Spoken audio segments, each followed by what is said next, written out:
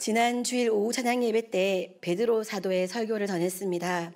성령 강림이라는 종말론적인 현상, 주의 크고 두려운 날의 징조를 목격한 이들에게 이 일에 반응을 보여야 한다고 요청하면서 베드로 사도는 누구든지 주의 이름을 부르는 자는 이 종말의 날에 구원을 받을 수 있다라고 말씀했습니다.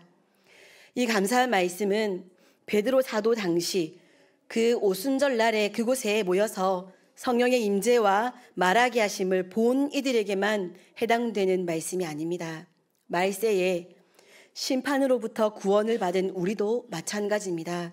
우리는 예수 그리스도로 말미암아 펼쳐진 구원의 날을 바라보며 감격함과 동시에 이 복된 소식을 알지 못하는 자들에게 그들을 바라보며 탄식하고 안타까워하고 그들에게 복음을 증거하는 예수님의 살아있는 지금 이 순간에 살아 숨쉬는 증인이 되어야 합니다. 그러면 우리가 비기독교인들에게 예수님을 소개할 때 어떻게 무엇을 전해야 할까요? 오늘 본문은 세 부분으로 이루어진 베드로 사도의 설교 중에 두 번째 부분입니다. 지난주에 첫 번째 부분이었고 이번 주에 두 번째 부분입니다. 베드로 사도는 오늘 본문을 통해서 시편 16편과 110편 그리고 사무엘하 7장을 주석하면서 그 말씀을 근거로 하여 예수님을 그들에게 소개하고 있습니다. 지난주 말씀에서 나누었던 것처럼 베드로 사도는 이미 예언된 구약 말씀, 하나님의 말씀을 통해서 예수님과 예수님을 보내신 하나님의 뜻을 전하고 있습니다. 그가 성경을 분명히 정확히 알고 있었다는 것을 오늘 본문을 보면 또 한 번 더 알 수 있습니다. 베드로 사도는 오늘 본문을 통해서 하나님께서 예수님을 통해 행하신 놀라운 일을 설교합니다. 오늘은 베드로 사도의 이 설교를 통해서 간결하고 분명한 예수님에 대한 소개를 살펴보면서 우리도 먼저는 우리 자신부터 예수님에 대한 바른 이해, 예수님에 대한 바른 신앙을 가져야 하겠고 또한 바르게 예수님을 전해야 하겠다 하는 내용으로 오늘 은혜를 나누려고 합니다. 첫 번째로 베드로 사도는 예수님의 죽음을 전했습니다. 우리 다 함께 본문 22절, 23절 말씀을 함께 읽겠습니다. 시작. 이스라엘 사람들아 이 말을 들으라. 너희도 아는 바와 같이 하나님께서 나사렛 예수로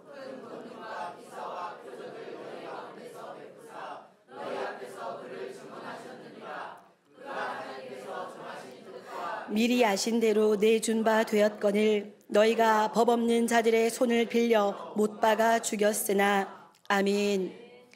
베드로 사도는 하나님께서 이 땅에 예수님을 보내셔서 많은 권능과 기사와 표적과 말씀을 통해 예수님이 메시아이심을 증언하게 하셨으나 이스라엘 백성들이 믿지 않고 그분을 십자가에 못 박았다고 선언합니다. 이스라엘 백성이 대망하던 간절히 기다렸던 메시아가 오셨으나 그들이 알아보지 못하고 죽여 하나님의 원수가 되었다는 충격적인 사실을 선언한 것입니다. 베드로 사도는 유대인들이 총독 빌라도에게 예수님의 십자가 처형을 요청했다는 것을 기억하고 있었습니다. 자신이 예수님과 함께 기드론 시내 건너 겟세마네 동산에 있을 때 유대인의 지도자가 되는 이들이 군대를 동원하여 와서 예수님을 잡아 끌고 가는 것을 분명히 보았습니다. 베드로 사도는 그래서 예수님의 죽으심은 유대인들이 예수님을 십자가에 못 박은 것이다 라고 분명하게 설명합니다. 하지만 그는 예수님이 죽으신 진짜 이유를 정확히 알고 있었습니다. 하나님께서 정하신 뜻이 있어서 미리 아신 대로 내주셨기 때문에 예수님은 죽으셨습니다. 예수님은 죄가 전혀 없는 의인이시지만 불의한 자를 대신해 죽임을 당하셨습니다. 그리고 이 죽음을 통해 죄인들을 하나님 앞으로 인도하셨습니다. 예수님께서 유대인들의 모함으로 빌라도에게 사형 판결을 받으시고 십자가에서 죽으셨지만 예수님의 죽음은 사실은 하나님의 계획이었습니다. 하나님께서 뜻하신 바가 아니었다면 예수님은 절대로 십자가에서 죽으실 수 없습니다. 신이신 예수님을 사람이 죽인다는 것은 불가능한 일입니다. 하나님은 유대인들에 의해 또는 로마의 집권자들에 의해 아들을 빼앗기고 이르신 것이 아니라 구속의 역사를 이루시기 위해서 아들을 내어주시기로 뜻을 정하셨고 자발적으로 내어주셨습니다. 또한 예수님은 아버지 하나님의 완전한 계획에 자발적으로 동참하셔서 순종하셔서 자신을 내어주신 것입니다. 그러면 하나님의 계획이었으니 유대인들에게는 죄가 없는 것이 아닌가? 그것은 또 당연히 아닙니다. 오히려 그들은 지금 베드로 사도의 이 설교를 들으면서 누구도 하나님의 뜻을 대적할 수 없다. 하나님이 그렇게 크고 위대한 분이시라는 것을 깨달아야 합니다. 우리가 행했지만 하나님의 큰 뜻 가운데 행한 일이었구나라는 깨달음을 얻어야 합니다. 그분이 얼마나 위대한 분이신지, 그분이 얼마나 크고 놀라운 분이신지, 우리는 그분의 통치와 그분의 뜻 안에서 살아가는구나라는 것을 깨달아야 합니다. 동시에 죄인인 자신들이 이제 지금 이 설교를 듣고 있는 이 시점의 이후부터는 어떻게 행해야 할지 선택해야 합니다. 그들이 할 수 있는 일은 회개하지 않고 고집스럽게 여전히 하나님의 아들을 인정하지 않는 죄의 자리에 앉아 있다가 왕의 진노를 고스란히 당하든지 아니면 돌이켜 그분의 날개 그늘 아래 피하는 길 둘뿐입니다. 2장 37절을 보시면 예수님을 십자가에 못 박으라고 외쳤던 이들은 베드로 사도의 말씀을 듣고는 우리가 어찌할꼬라며 탄식했습니다. 그들은 베드로 사도의 설교를 통해 자신이 하나님과 원수가 되었구나라는 것을 깨달았습니다. 복음을 받을 때, 복음을 들을 때 가장 먼저 전제되어야 하는 반응은 자신이 하나님 앞에 죄인이라는 것을 깨닫는 것입니다. 하나님 앞에서 자신이 죽을 수밖에 없는 죄인임을, 하나님의 원수된 자임을 깨닫는 그것이 구원의 여정을 향한 첫 번째 발걸음입니다. 하나님은 예수님의 죽음을 통해 우리의 죄를 해결해 주셨습니다. 우리는 예수님 덕분에 죄로 인한 정죄와 심판과 멸망을 받지 않을 수 있게 되었습니다. 사랑하는 새벽교회 성도 여러분, 우리는 예수님을 소개할 때 그분이 우리를 대신해서 죽으셨다는 것, 그리고 그 일이 사람들의 의도대로 된 것이 아니라 우리를 사랑하시는 하나님의 뜻이었음을 반드시 말해야 합니다. 그리고 이 죽음이 나의 것임을 받아들여 나의 모든 죄의 문제로부터 돌이키는 삶을 살아가기 위해 몸부림을 쳐야 되고 노력하고 애를 써야 한다 하는 촉구까지도 전할 수 있는 우리가 되어야 합니다. 두 번째로 베드로 사도는 예수님의 부활을 전했습니다. 24절부터 32절까지 말씀인데요. 본문 24절부터 27절까지만 함께 읽겠습니다. 24절부터 27절까지만 함께 읽겠습니다. 시작. 하나님께서 그를 사망의 고통에서 풀어 살리셨으니 이는 그가 사망에 매여 있을 수 없었음이라. 다윗이 그를 가리켜 이르되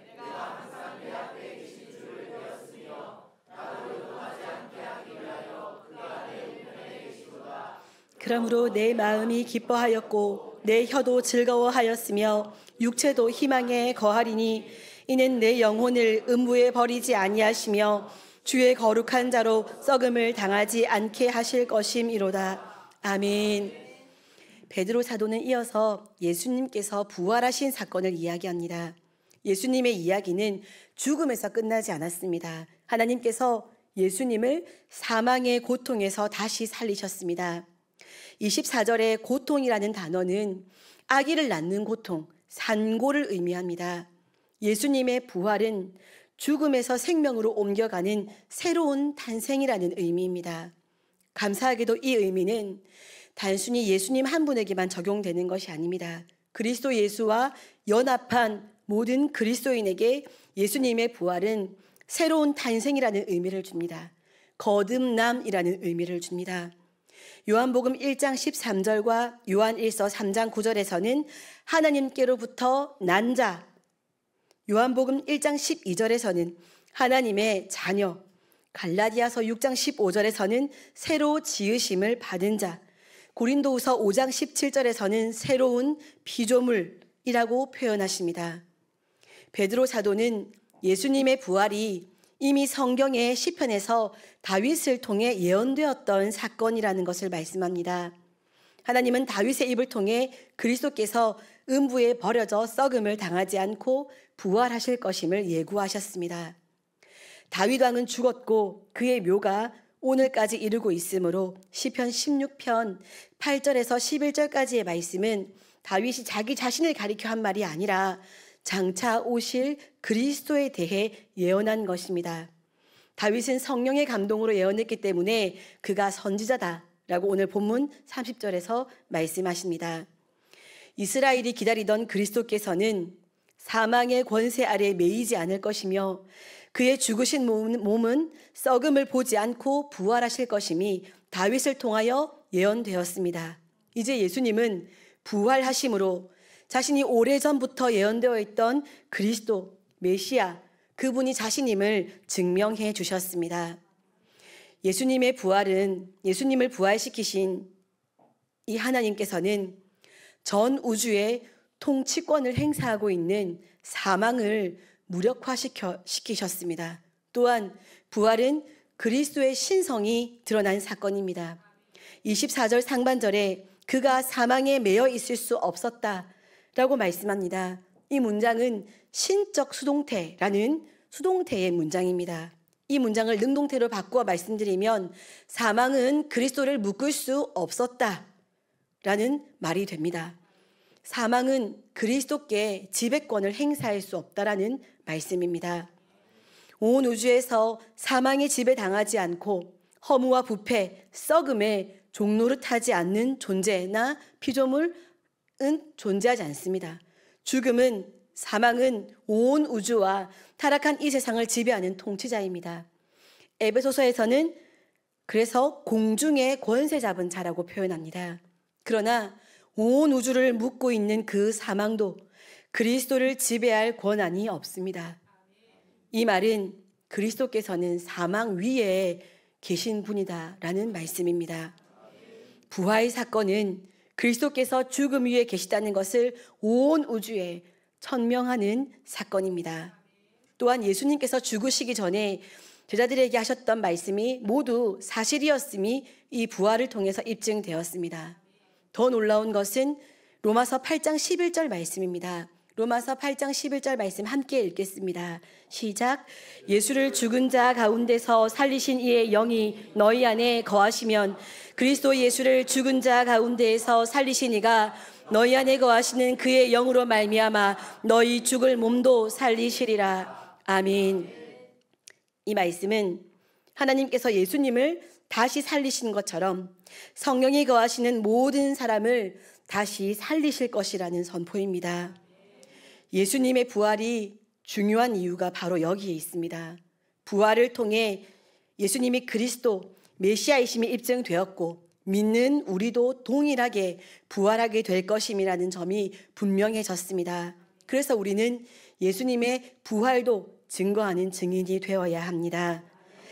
세 번째로 베드로 사도는 예수님의 승천을 전했습니다. 33절부터 36절까지 말씀인데 33절만 함께 읽겠습니다. 시작.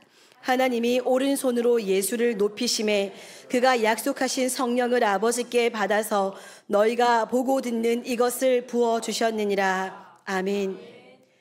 여기에 세 개의 동사가 나옵니다. 높이심에, 받아서, 부어주셨다입니다. 이 세 단어는 모두 단회적 사건, 과거형 시제로 사용되어서 일회적인 사건을 말씀하고 있는 것입니다. 이 일회적인 사건이 역사적으로 사실이다, 되어질 일이다 라는 것이 아니라 이미 일회적으로 단회적으로 일어난 사건이다 라고 강조하고 있습니다. 이 세 동사는 시간의 흐름을 따르는 점진적인 구조로 기록되어 있습니다. 예수님의 승천 사건, 그 다음으로 아버지께로부터 성령을 받으신 사건, 그 다음으로 믿는 자들에게 성령을 부어주신 사건, 이렇게 세 가지 사건을 점진적으로 표현합니다. 베드로 사도는 이 설교 말씀을 통해서 단순히 너희가 죽인 예수님은 부활하셨어, 그런 놀라운 분이야 라는 이야기만 하려는 것이 아닙니다. 예수님께서 부활하신 이후에 승천하셨고, 승천하셔서 하나님 우편에 앉으신 예수님께서 천상에서의 통치를 보여주시는 사건으로 약속하신 성령을 부어주신 것, 그것이 지금 너희가 보고 있는 오늘 이 오순절 성령 강림 사건이다 라는 것까지 연결하여 설교하고 있습니다. 성령 강림 사건은 예수님의 부활, 승천을 입증하는 역할을 합니다. 지금이 바로 그 순간이다 라는 것을 말씀하고 있습니다. 35절에서 예수님은 하나님의 보좌 우편에 앉아 계신다고 말씀합니다. 그리스도는 부활하시고 승천하셔서 하나님의 보좌 우편에 앉아 계십니다. 하나님은 죽음에서 부활하신 예수 그리스도를 지극히 높이셨습니다. 왜 예수님이 승천하셔서 하나님 보좌 우편에 앉아 계시다는 것이 우리에게 중요한 일이겠습니까? 바로 예수님께서 친히 우리의 주와 그리스도로 인정을 받으시고 그 권위를 지금도 행사하고 계시기 때문입니다. 과거 오순절 날 성령 강림 그 현장을 목격한 이들 뿐만 아니라 지금도 예수님은 그 권위를 행사하고 계십니다. 예수님은 사람의 손에 의해 십자가에서 죽으셨지만 이제 하나님의 보좌 우편에 앉으셔서 만물을 다스리고 계십니다. 그뿐만 아니라 하나님 보좌 우편에 앉아 계시며 우리에게 성령님을 보내주십니다.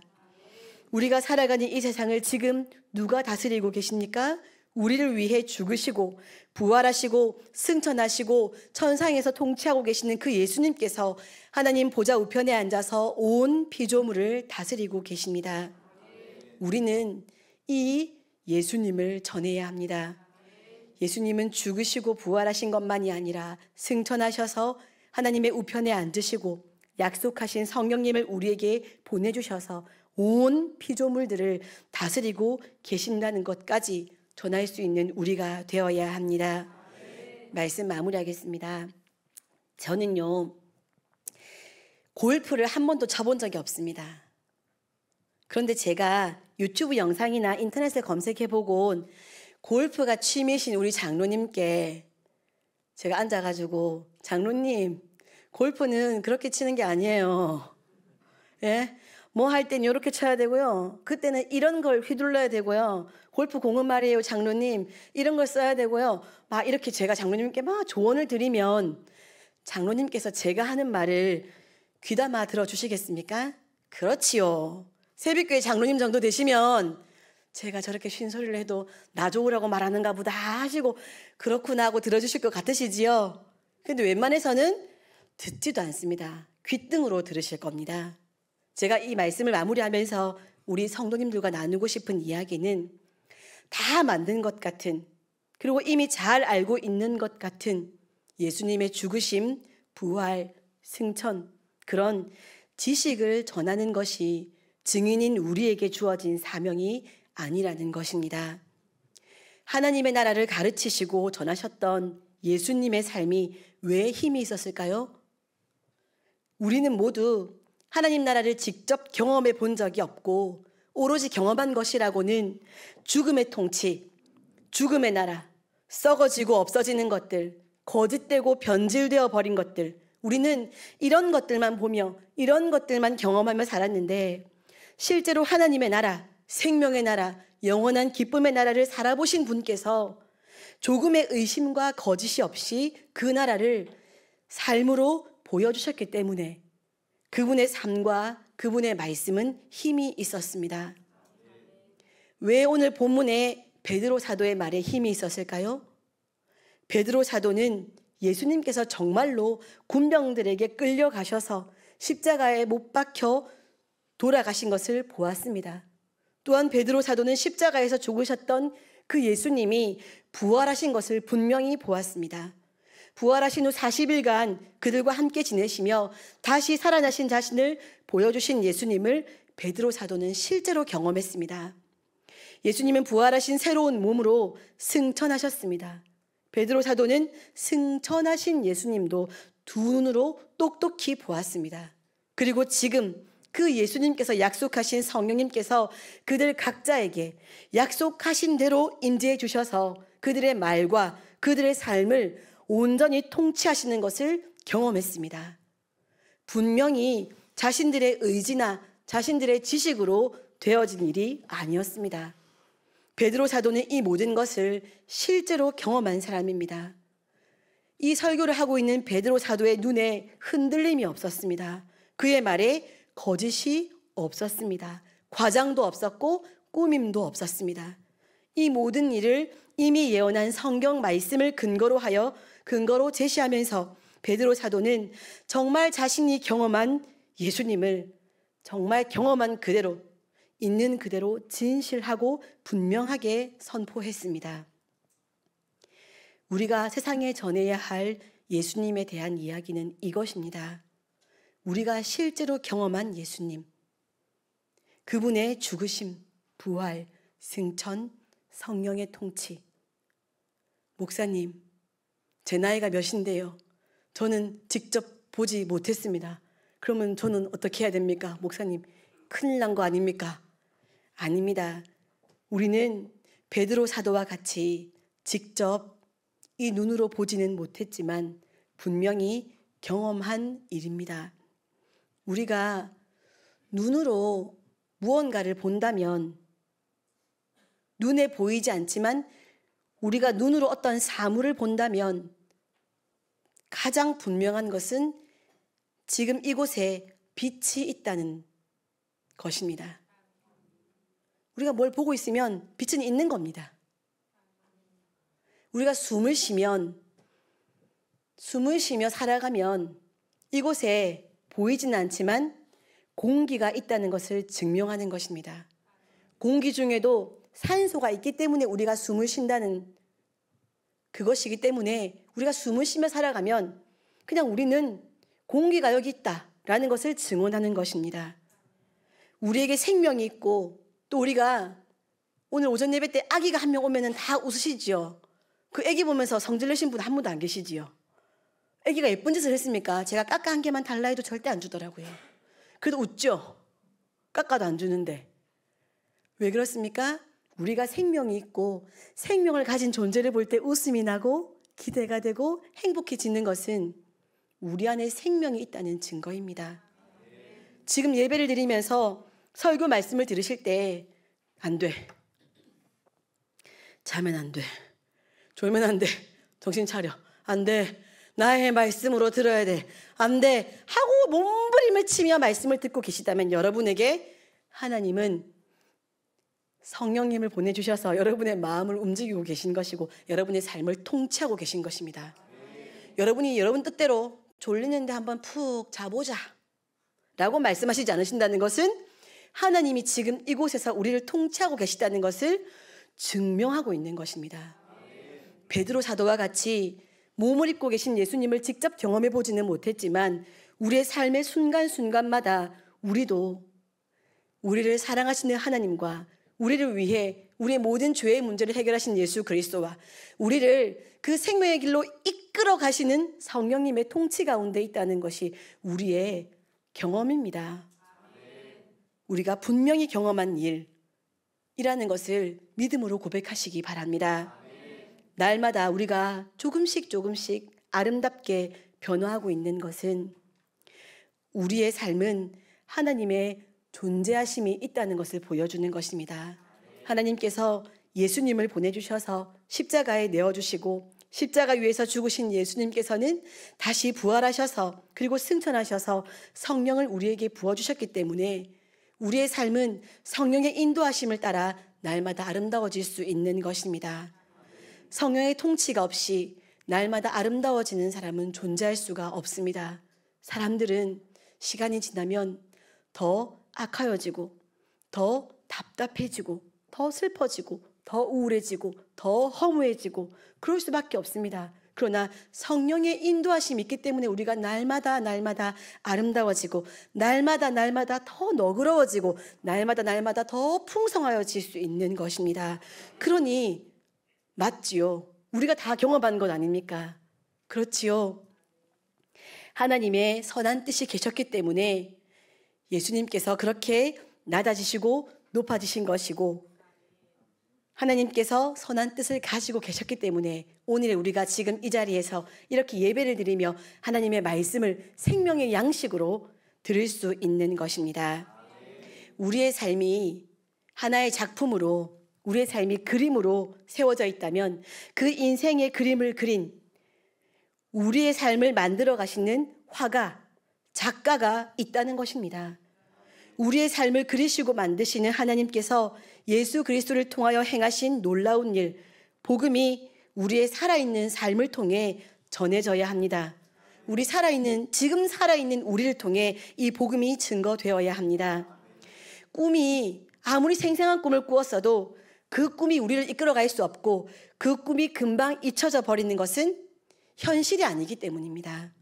예수 천당 불신 지옥, 아무리 우렁차게 소리를 질러도 대다수의 사람들의 귀에 그 소리가 스쳐 지나가는 소리일 뿐인 것은 그 외침이 피부로 와닿지 않기 때문입니다. 하나님께서 우리 예수님을 통해 이루신 놀라운 일, 이 아름답고 귀한 일이 입술만 달싹이는 소리가 아니라 정말로 경험한 한 사람의 삶으로 전해지기를 소원합니다. 이를 위해 우리 새벽교회 성도님들의 마음에도 그러한 방향이 설정되었으면 좋겠습니다. 내 삶으로 증언하겠다. 그분의 죽으심, 부활하심, 승천하심, 성령의 통치하심, 그것을 내 삶으로 증언하겠다.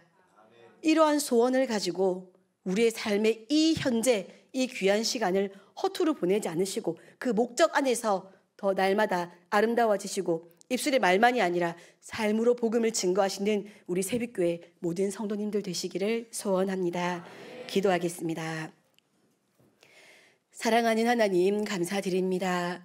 오늘도 주님의 귀한 말씀을 우리 한 사람 한 사람을 사랑하시고 기대하심으로 공급하여 주신 것에 감사드립니다.